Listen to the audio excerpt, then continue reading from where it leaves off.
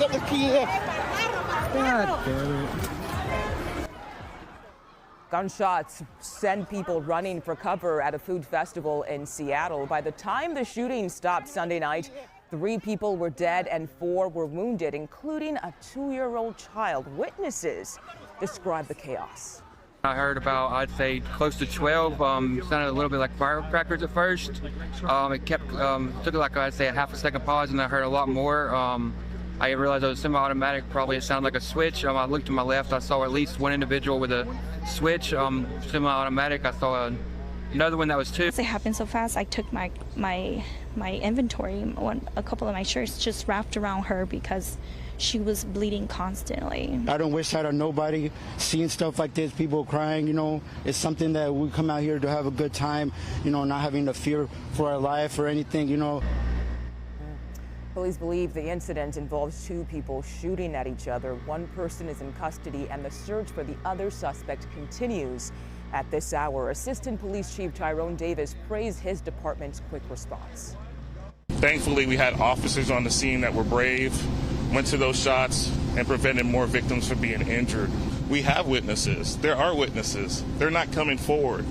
We need people to be brave, to reach out to us. You can do so anonymously. Anna Schecter, who covers crime for CBS News, joins me right now. Anna, thank you for your time today. So what more do we know about how all of this happened?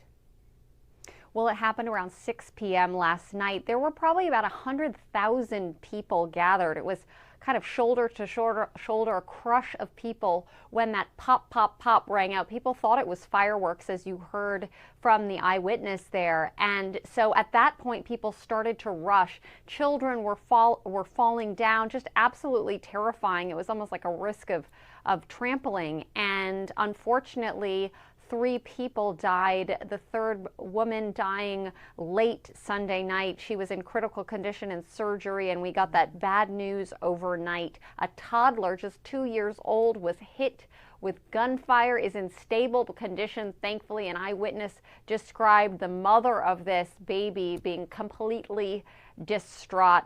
But what exactly happened? Police believe that the 2 suspects were shooting at each other. Now, they have 1 suspect in custody. Hopefully that person is giving them information, helping them to track down that 2nd suspect. That person is still at large. Police are asking the public for help. If anyone saw anything, to please say something. Anna, Seattle police, and as we heard from the assistant police chief there, they say they need witnesses to come forward. But what other challenges do they face in this investigation? Well, this is tricky because they don't know exactly the motive. There has been some rumor, possible gang activity, but nothing confirmed.